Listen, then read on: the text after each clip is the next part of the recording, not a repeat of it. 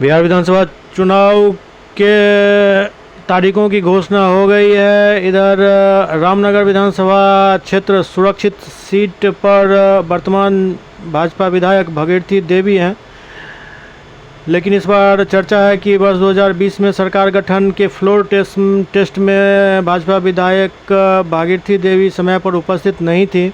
भाजपा ने वर्ष 2025 के विधानसभा चुनाव में उपयुक्त आरोप को यदि गंभीरता से लिया तो उनका टिकट कटना तय माना जा रहा है।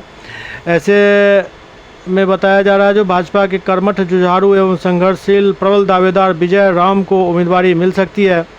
वैसे विजय राम भाजपा के प्रदेश अध्यक्ष, बिहार के डिप्टी सीएम सरीखे पार्टी के दिग्गज नेताओं से मिल चुके हैं।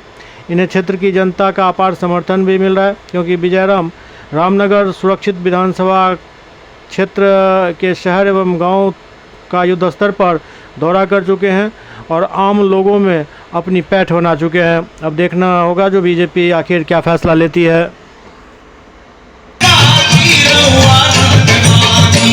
जिसको